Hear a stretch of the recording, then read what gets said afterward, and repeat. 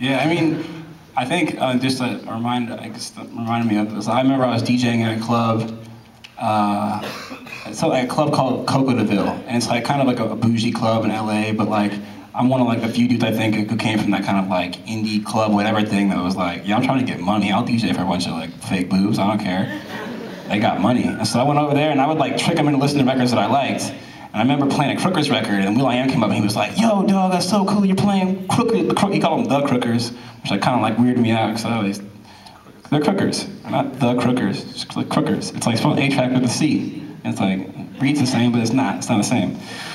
Anyway, so he's like, "Yeah, the Crookers, man. I love you playing that. I love hearing that stuff, but the girls are so ugly at those clubs." I remember being like really offended because like those clubs are like my friends and like the chicks that I make out with. But then like it was just like a smaller piece of this big puzzle and I was like, oh my God, like this is crazy because we're a bunch of like music illiterate. I mean, we all come from like punk world. I still am like guitar can play like power chords and like drop D tuning and that's about it. But I figured out how to make songs just from like tapping around on a keyboard until it made sense. And like the reason I think a lot of the like the mashups were all rap stuff is all the rap was atonal. And like it was just atonal stuff, so you could throw a rap verse over anything and it kind of sounded good because the keys weren't clashing. And when I saw dudes like will.i.am, who I know are like musically savant, where he's like in his head like, oh, that flat fifth there with that D tune, oh, okay. I was like, he kind of knew it was gonna be a big deal. And it's just listening to LA radio is the wildest thing in the world for me. Because all these dudes that would come to like, that would talk crap about us becoming DJs, like by us I mean like before it was LA Riots, Daniel was Daniel the Disco, and he came from like a drum and bass world, but like he would throw parties in like Paparazzi or like, you know, even like Aoki or like Royal Rumble, classics used to be called Young Americans. We'd throw these parties and all these kids would show up and these real DJs would like clown us because we were just like, you know, playing records shitty, like not really knowing how to mix out of things, like didn't really understand phrasing. I had Gomez, this dude right here. This dude Gomez, he keeps pointing at me, this black guy who looks like me. He used to hate me so much because he's like a really good DJ, and like he came up back in the day and he kind of looked like me, and people were like, "Yo, you Skeet?" And he'd be like, "Yo, fuck that dude. I'm not that dude. I'm a way better dude." Fuck that dude. Fuck that nigga. Yeah, see, I don't ever say that filthy word, but he's a real black guy, so he says that. Anyways, no, but then all of a sudden these dudes are on the radio like playing Mind Dimension on Power 106 or like a Tika record, and I'm like, it blows me away, but I kind of feel responsible, and I don't know if that's a good or a bad thing, but here goes. But I think too, you have to be careful because it can also get really cheesed out, and yeah. like they can do a bad job of it, and then it just becomes a fad and goes away. You know, and I mean, there's so many classic songs. Like I think Pitbull's kind of doing it. Like there's so many classic songs that I love that like I just like the original. You know, like I don't need to hear like Robin S. like redone like 10 million times. Just play the original. And people don't even know, like they don't even know it, you know what I mean? And I think with Power 106 and all this radio and stuff, it's kind of like, it's good and it's bad, it goes both ways, you know? Yeah, it's tricky because, like, yeah, I mean, New York radio, I live in New York now, and I mean, it doesn't play nearly as much dance music as LA radio. I come out here and turn the radio on, and then I'll be like, am I on the right station? Like, is this the rap station? Because I'm just hearing a lot of dance music. And part of it is dope because they play Fool's Gold records, and they play like Kid Sister records and stuff that I produce, and like, you know, Duck Sauce and whatever else I'm involved with. But at the same time, quack. At the same time, sometimes it goes a little overboard, and you know, or sometimes I want to hear a rap record. I really like rap music, so it's like, you know, how far is it going to go into dance music? Or you know, should that be really the format of the rap station or not? But I mean, at the end of the day, I think, you know, people play what there's demand for, and it's really cool that there's a lot of demand for this because for so long dance music was really marginal in America. And I mean, I've been touring internationally for a long time, so I would go to Europe, I would go overseas to places where hip hop was marginal. I mean, even to this day, if I do a show like in Spain, they'll tell me like, you know, you don't hear rap records in Spain. Like, you just don't. Like, there's maybe a pocket of people who are into it, but you're not going to see the videos on TV. You're not going to hear the songs on the radio. So, but in Europe, electronic music has been the dominating club music for, you know, a good 20 years. In America, at the end of the day, like I mentioned earlier, up until 3 or 4 years ago, dance music used to be very small. I mean, you could hear house records at, you know, a couple Guido clubs and a couple gay clubs, and that was it. And, you know, in the last few years, it had a whole new rebirth with what people are now calling electro, which, like I said, you know, like Gary said also, like for people like us who've heard this music for long enough, it's like, I don't really know what electro means.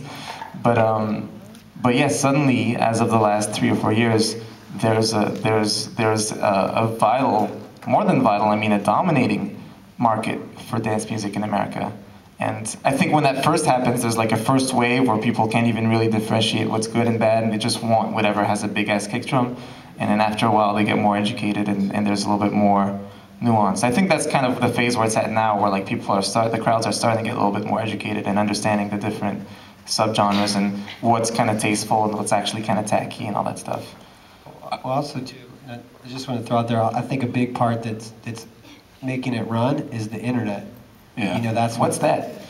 That's what's really, you know, where it's killed the record business per se of selling CDs, but it's really helped get all of our kind of music to like all the people that didn't really know about it. Now they all are like being educated on what it is from the internet, you know? Yeah.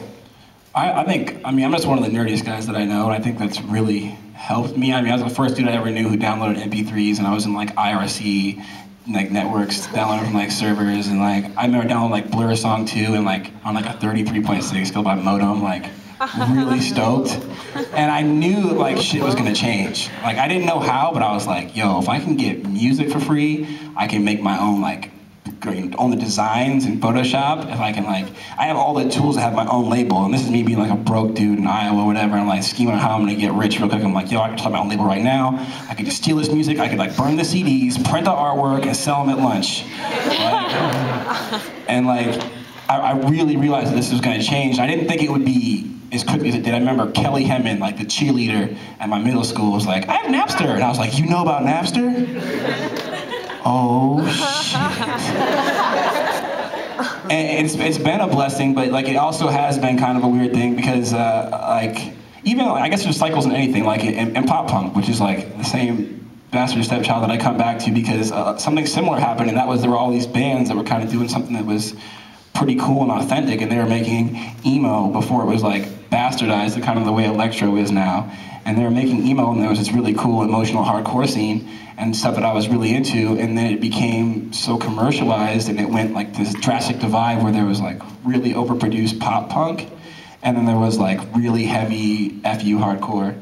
And it's kind of like where it's going now, where I see like these dubstep dudes, and it's like stuff that I'm into is like, I feel like it's so unlistenable that like undanceable that it's not gonna grow on. Yeah, it's dude step. It's like for sweaty dreadlock dudes and Jenkos. Like, you know, it's funny though. You keep mentioning like metal and rock, and like when Rick Rubin met me, he thought that like the metal kids were gonna like techno. And that was his whole thing. Like he's like, kids that like Slayer are gonna like Rotterdam hardcore. And you know what? Like 20 years later, the guy was right. yeah. You know, it's like it's turning. It's like dance music's becoming cool because it has like a rock vibe to it. It's not just like you say the Guido cheesy like Miami guy. That was like you know, it's cool. It's cool. You know. I think like a lot of the success in that emo stuff was that it really connected with like angsty 14-year-old boys, and like you and your bros were sitting around singing about how Becky left, the lead singer of the Ataris or whatever, but you had a moment where like, yeah, that makes sense to you.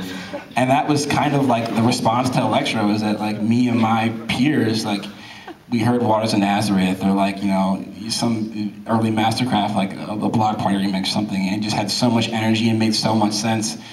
And like kind of a generation that didn't make a lot of sense. I mean, like Bush era United States, I think a lot of us cliche artsy kids didn't really get what was going on, and we got to go spend our parents' money at bars and like dance and not give a shit. And I think a lot of that music alluded to that. It was like decadent dance music, which I think has always been a lifestyle in Europe, which is why it works so well, is that they can go out and they drink and they be merry.